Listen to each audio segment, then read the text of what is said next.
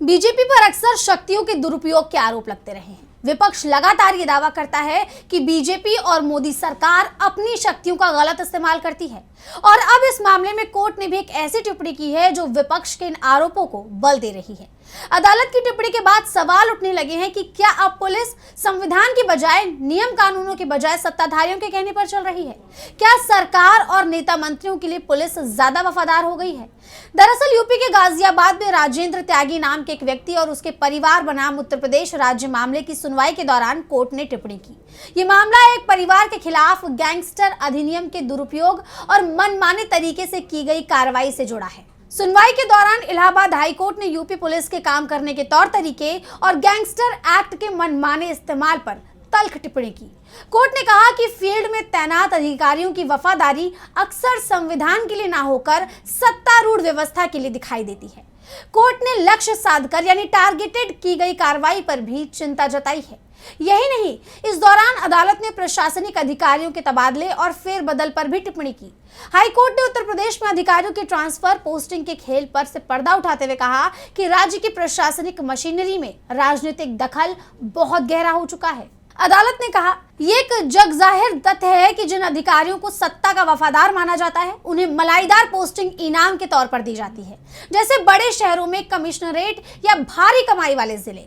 इसके उलट जो अधिकारी स्वतंत्र रूप से काम करते हैं और ईमानदारी दिखाते हैं उन्हें सजा के तौर पर महत्वहीन पदों पर ट्रांसफर कर दिया जाता है। कोर्ट ने आगे कहा कि फील्ड अधिकारी ट्रांसफर पोस्टिंग का खेल अच्छी तरह से समझ में आता है। पुलिस राजनीतिक आकाओं को खुश करने के लिए अपना व्यवहार तय करते हैं। एनकाउंटर में जान लेना, चुनिंदा लोगों पर कार्रवाई और नापसंद लोगों के खिलाफ गैंगस्टर एक्ट का इस्तेमाल समय समय पर कोर्ट का ध्यान खींचता रहा है। अधिकारियों का एक बड़ा हिस्सा कानून के शासन को संवैधानिक जिम्मेदारी के तौर पर नहीं बल्कि काम में रुकावट के तौर पर देखता है।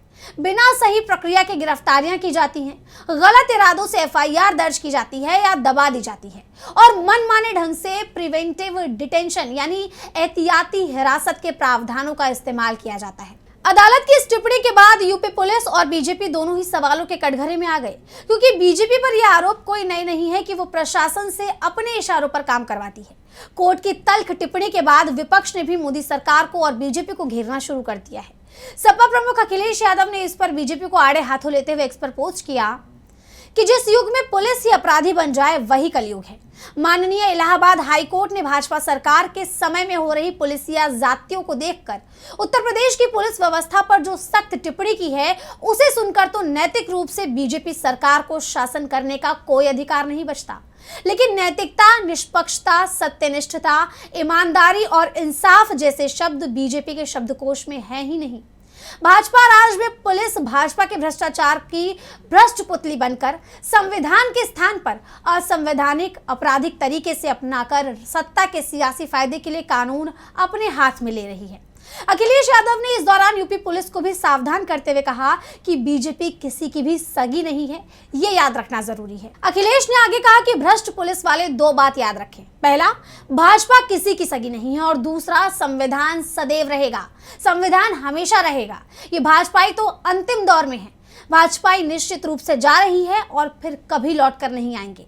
न्याय कहे आज का, नहीं चाहिए भाजपा। वहीं कोर्ट की इस टिप्पणी के बाद बीजेपी बुरी तरह से घिरती हुई दिखाई दे रही है।